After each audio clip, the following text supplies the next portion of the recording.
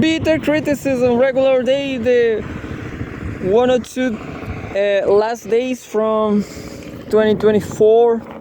It's been a critical year. All life, all human experience is critical, baby. That's for sure, forever. That's why we always will have bitter criticism, because it's the truth. The truth is bitter, I guess. Bitter criticism. The whole truth about it. The whole truth about the world. This life. Life is life. Na na na na na. Life is life. I'm starting a new memory card. I'm not sure if it will work. I guess it will. What I am recording now is recording right to the memory card. Something like 120 gigabytes. Yeah, second hand. I bought it to this actually, it was my best. It's been my best gift for Christmas from a brother, a human being brother. Sold me this memory card. How to say it? I didn't gave him all the money, but that's it. I don't know how to say that, for when you buy things without having all the money. But when I see him, I will pay whatever is left. So in advance, you understand, I bought this memory card in advance. So Russia Today, forbidden news for the free world. What about that? There's a breaking news. Well, definitely there's a problem here. There's a problem on Russia Today, site for smartphone, for Android phones. There's always the same news: Russia-Ukraine conflict, and there's always the same news: Moscow open to discussing Ukraine with Trump team. There's a problem there. I'm going to read the first picture, the first headline. December 26, 2024. Home Russia and former Soviet Union. Putin reveals secret Biden-Ukraine NATO offer. Washington previously said it was willing to delay Kiev's membership in the bloc, according to the Russian president. There's a photograph. Russian President Vladimir Putin. U.S. President Joe Biden offered to delay Ukraine's membership in NATO at the organization's 2021 summit in Geneva. Russian President Vladimir Putin has said. Putin spoke with reporters on Thursday after a meeting of the Supreme Eurasian Economic Council (SEEC) in St. Petersburg. Asked about rumors in the U.S. about a proposal that could freeze the Russia-Ukraine conflict, he said such talk was nothing new. Quote, "I know that the current President Biden spoke about this. It's no secret. Back in 2021, he proposed exactly this to me, to delay Ukraine's admission into NATO by 10 to 15 years because Kiev is not ready yet," Putin said, referring to the midsummer meeting he had with the US leader in Switzerland. Kiev's entry into the US-led military bloc was unacceptable to Moscow, whether it's in 1 year or 10 years. Yeah, that's what everybody should know about Russia. The Russian president said, for the standpoint of history, that's put a blink of an eye, he added. Yeah, and in 2008, Russia applied to be part of NATO. So the problem against Russia is a colonial problem. It's a colonial problem, imperialism. Imperialism is trying to steal everything from Russian people. That's what's going on. Kiev's entry into the US-led military bloc was unacceptable to Moscow, quote, "We too are striving to end the conflict," Putin told the reporters, adding that it should happen by achieving all of Moscow's military and political objectives. That's what is going to happen, you know. US President-elect Donald Trump has vowed to negotiate a ceasefire between Russia and Ukraine within hours of taking office. While he has declined to discuss any specifics of his proposal, US media have cited several anonymous sources as saying that it could involve freezing the conflict along the current front line, something both Moscow and Kiev publicly oppose.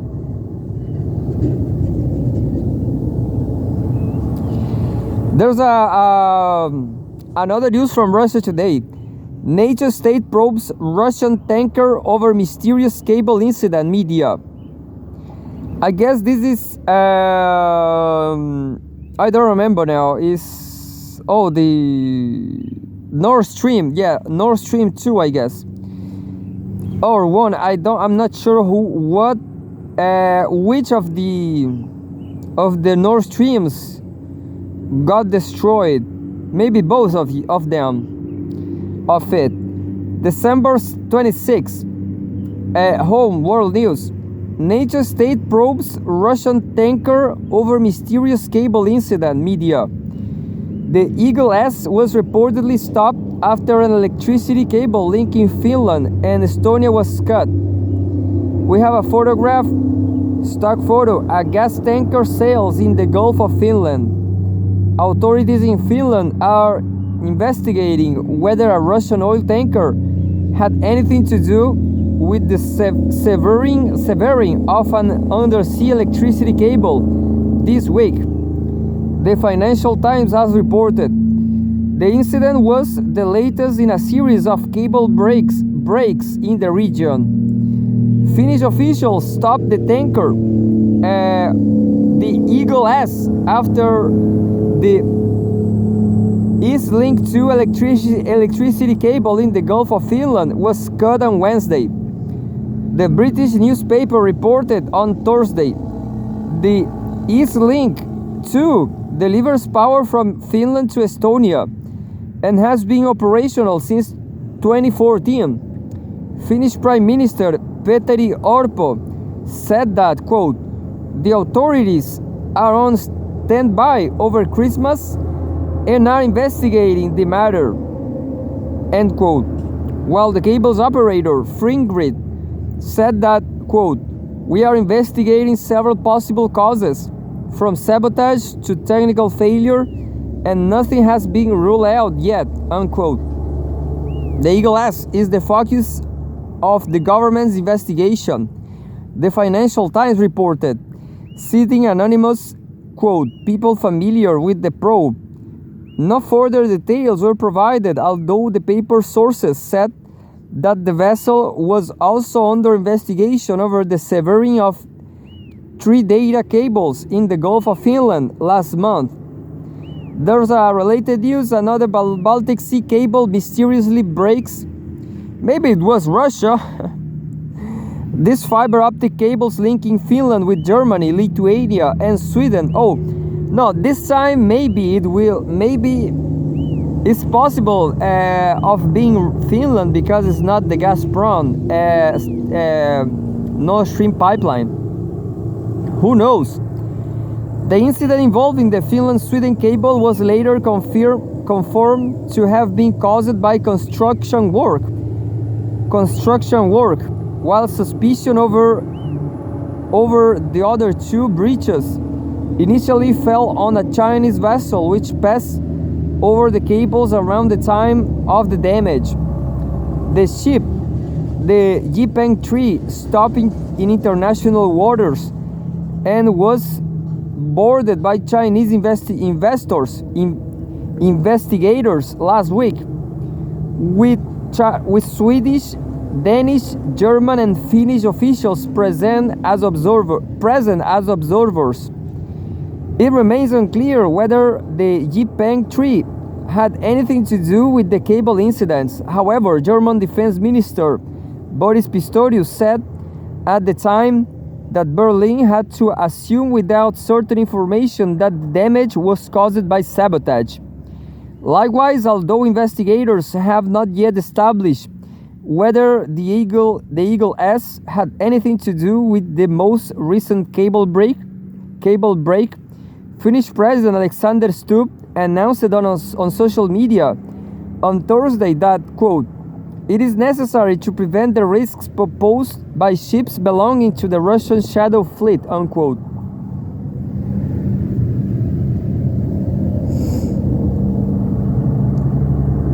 That was two related news, kind of related news.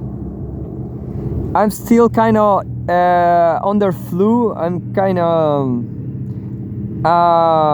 contaminated by flu, and I'm going to try to read more news from Russia Today now. From Russia Today today. Today, Russia Today. Forbidden news for the free world.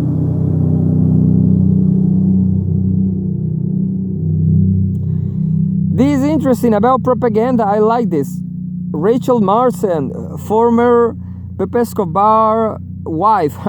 Who knows? December 26th. Home World News. Here's how the US burned millions fighting propaganda. Fed to the tune of $61 million a year. The Global Engagement Center was a failed attempt at narrative control. I like the narrative, the propaganda field is like another kind of war. Definitely it's kind of intellectual war. Yeah. And says by Rachel Marson, Pepe Escobar's wife. Who knows? A columnist, political strategist, and host of independently produced talk shows in French and English.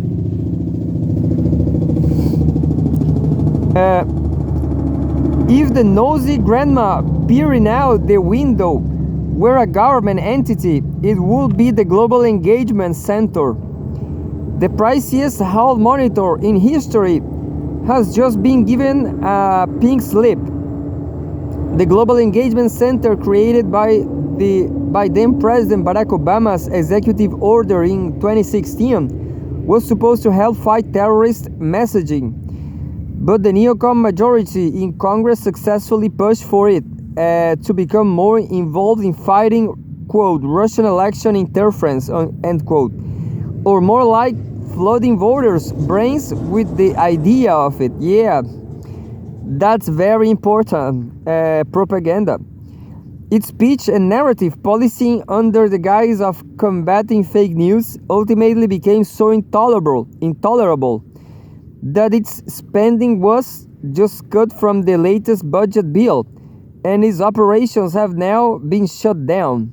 The center's demise also may or may not have had something to do with the fact that it was exceptionally lazy and stupid, even as far as government initiatives go.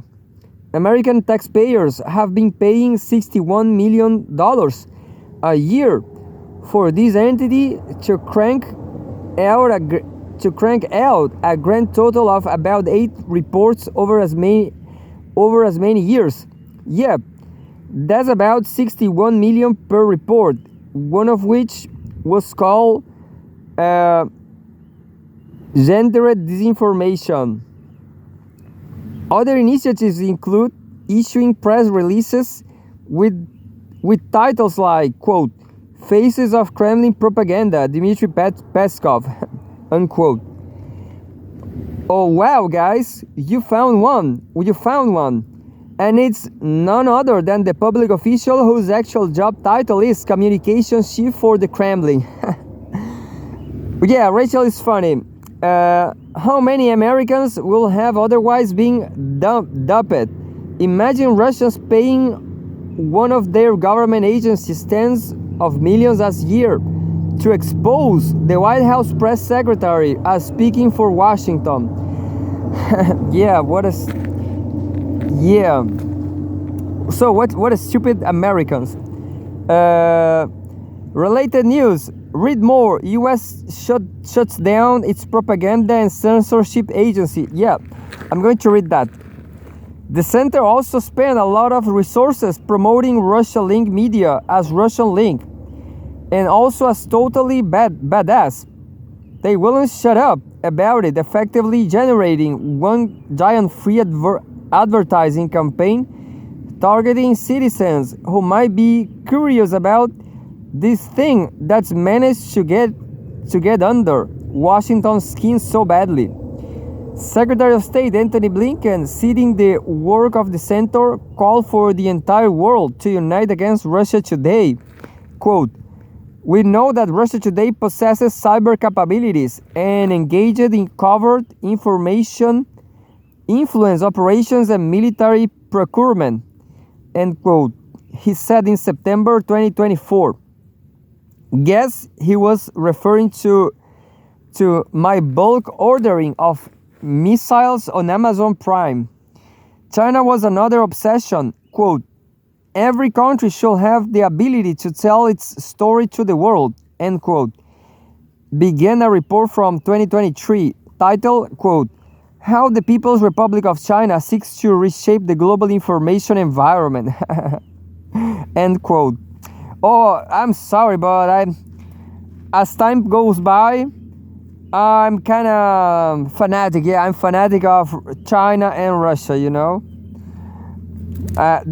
Maybe I will never go there to see with my own eyes, but I definitely want to live in China. I want to forget all of this, all of Global South, Chile, Brazil, and America, and so on.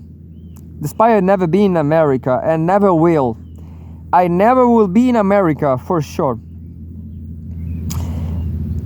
It then proceeded to tell China exactly how it shouldn't be telling its story to the world. The center accused China of digital authoritarianism and using intimidation to silence dissent and encourage self-censorship. Yes, self-censorship, that's a very interesting topic. Self-censorship. But let me tell you, this happened in the free world. Like myself. Why I cannot say I'm reading Russia Today? Because the YouTube is censoring me, so I have to self-censor me, you know?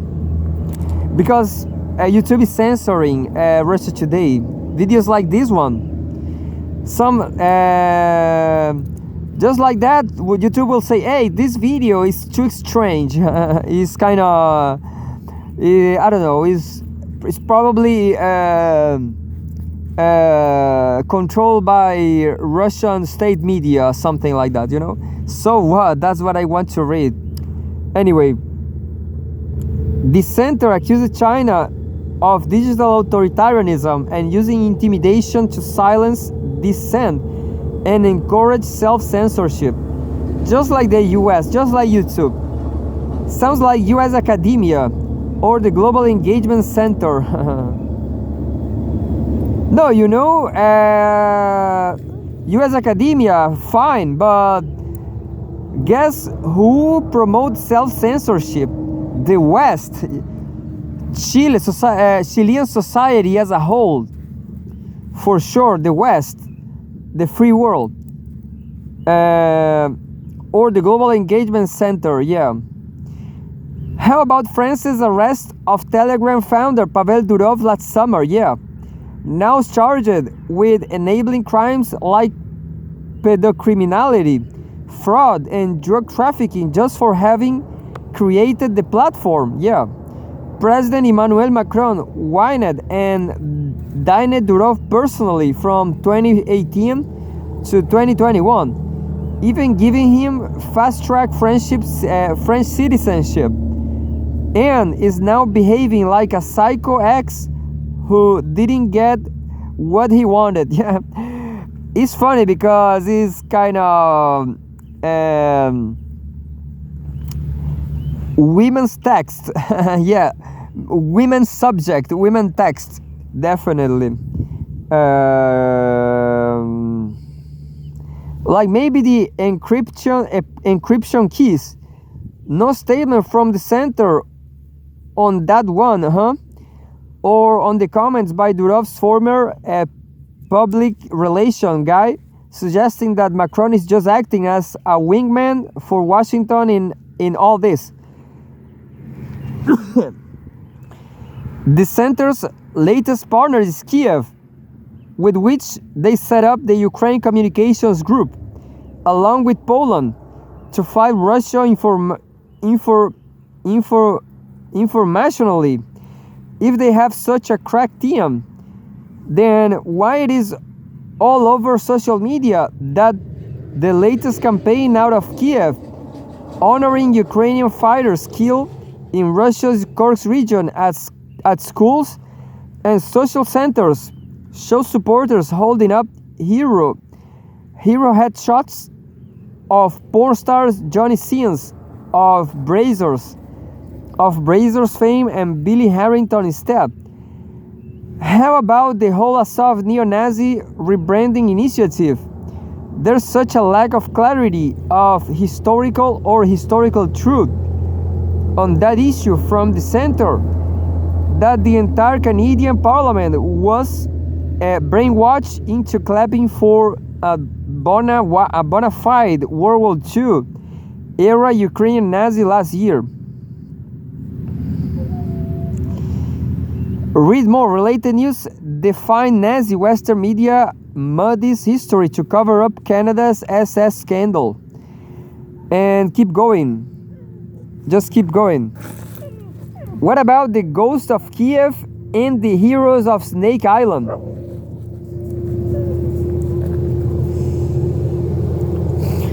Any interest in correcting those myths out of Kiev from the early days of the conflict? Or perhaps the center could have come to Kiev's rescue when it was being blamed all over the West press, from Germany to the US, for a covert operation to blow up the Nord Stream pipeline and taking out the Russian fuel for the EU's economic engine along with it. Nothing but radio silence on that one. So is it true then? Or is it just a much more convenient narrative to leave hanging out there in the public domain than the suggestion that Washington had anything to do with it? In June 2024, the center made a deal for cooperation with Romania to counter foreign election manipulation. The presidential election there was just recently cancelled in the wake of a populist with a PhD in agronomy winning the first round of voting. Hardly surprising amid a farmers' uprising against the EU's heavy-handed regulations and favoritism for Ukrainian imports. Russian election interference via a paid TikTok campaign was blamed which the investigative outlet Snoop.ro now says was actually paid for by the party of the current president, the same one that complained about the results and demanded a do-over.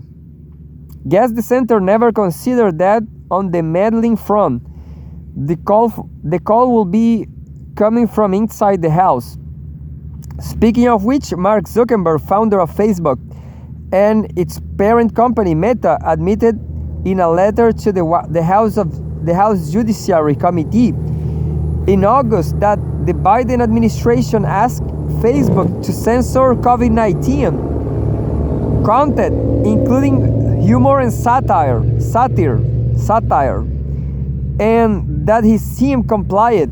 He also said that the FBI warned them about Russian disinformation on the Biden family's dealings with Burisma, the Ukrainian energy company, where Hunter Biden served on the board.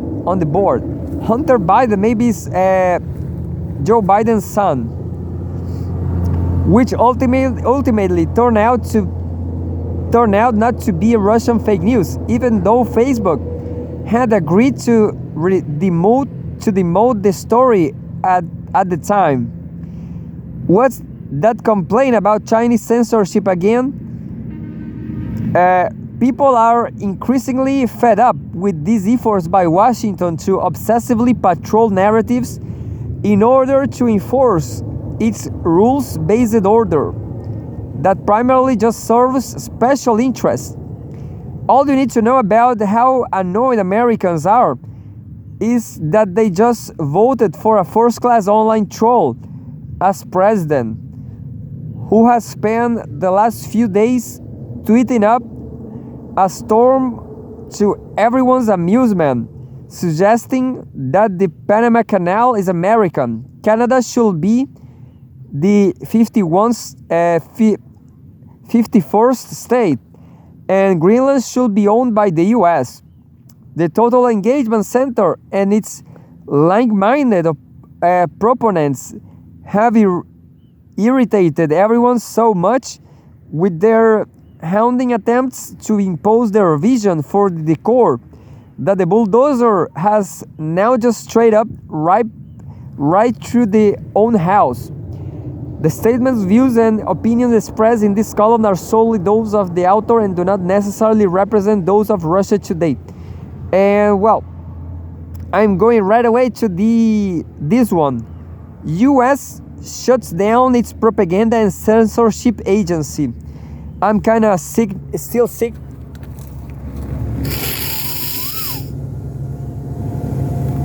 I'm sick because I'm forget to use my warm sockets at night. It's been cold at night, and I should remember to put my cold sockets. And because the temperature drops when it's in like at 3 a.m., you know, and that's it. And that's why I like 1 week sick. A news from yesterday, December 25th. Home World News. U.S. shuts down its propaganda and censorship agency. The Global Engagement Center was described by Elon Musk as a threat to democracy. We have a photograph as Department of State. The U.S. State Department's Global Engagement Center, GEC, has shut down after Republicans cut its funding. The agency was responsible for spreading propaganda abroad and, according to conservatives, censoring dissident thought at home. The GEC announced on Monday that it will cease operations by the end of that day. Quote, the State Department has consulted with Congress regarding next steps, end quote. The statement added, the organization employed around 120 people and had an annual budget of $61 million. Established in 2016, its stated goal was to recognize, understand, expose, and counter foreign state and non-state propaganda and disinformation efforts, end quote. In practice, the GEC spearheaded complex propaganda campaigns of its own. In 2 campaigns, the agency founded video games aimed at teaching children about the supposed dangers of anti-American narratives, releasing them in the UK, Ukraine, Latvia, Iraq, and Saudi Arabia. During the coronavirus pandemic, the GEC funneled money to a range of NGOs, which then compiled lists of social media accounts supposedly spreading disinformation about the virus and its origins, which were then present to the platforms to be banned or removed. Many of the accounts belong to what Twitter's former trust and safety chief Joel Roth called ordinary Americans, raising concerns among conservatives that the GEC was violating its prohibition on operating within the US. Read more. Australia dumps plans for disinformation fines. That's interesting too.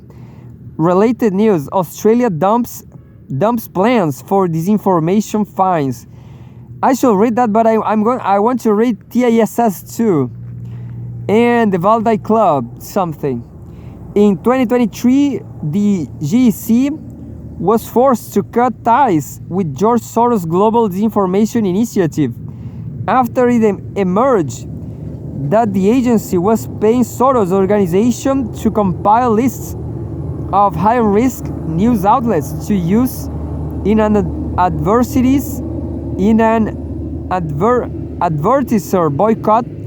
advertiser boycott campaign. These news sites were predominantly right-leaning and American-based.